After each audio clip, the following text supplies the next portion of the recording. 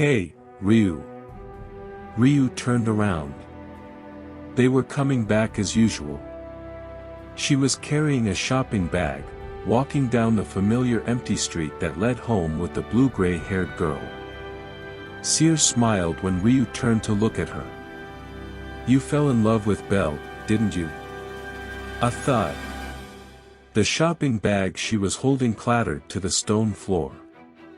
Fruit spilled onto the street and she frantically got down on her knees and struggled to gather it up like a stereotypical clumsy maid. Her heartbeat thundered in her long ears as she picked up the scattered fruit. It wasn't just her ears either. Her face, her neck, her whole body was shaking and she felt like she was on fire. What? What she said? What is she asking? Where did this all of a sudden come from? Why is she asking me this?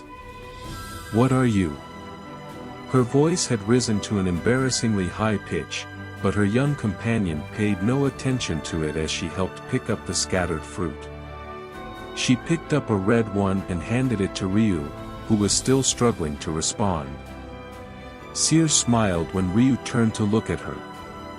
I know you have feelings for him, so there's no way I can do that. Something as gross as... Ryu, said Seer, interrupting with a smile. I like Bell. Ryu couldn't understand why, but for some reason that sentence shocked her to the core. Was it because Seer never explicitly exposed her feelings? Why did it seem like she could see everything Ryu kept hidden inside herself? Or maybe it was how preposterous she must have looked to those all-knowing eyes, eyes that could tell black from white, truth from lies. Ryu couldn't face such honesty head-on. Would you mind if I invited Bell to the goddess festival? No. She felt her heart tighten. She should have laughed at that feeling as silly. Obviously, she should just say it clear and support Seer. There shouldn't be any other choice. And yet, Ryu's heart was still racing. Why are you asking me that? Ryu barely managed to squeeze through. Because I was worried I'd end up doing something terrible to you, Ryu.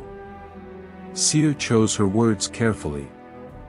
Whether it goes well or not, I could end up screwing it up. We can get into a fight and not be able to make peace. Anyway, that's why I wanted to ask. Running out of things to say, Seer smiled as she looked down at the floor. Ryu realized that she was being absolutely sincere.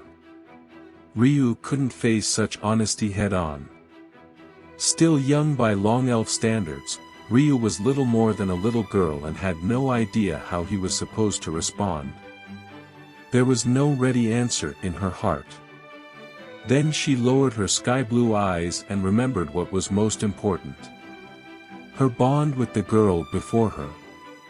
And the promise she'd made 5 years ago. You saved me. I want to make it up to you. I've told you this before. So, she took a deep breath, as if she was struggling to get the words out. You can fall in love with whoever you want. I will support you no matter what. Her answer seemed to take a while. Even being in the middle of the street, everything was quiet. Only a narrow strip of blue sky outlined by the surrounding buildings looked down on the two. And Ryu still couldn't meet the gaze of those blue-gray eyes. Finally, the young woman chuckled softly. Thanks.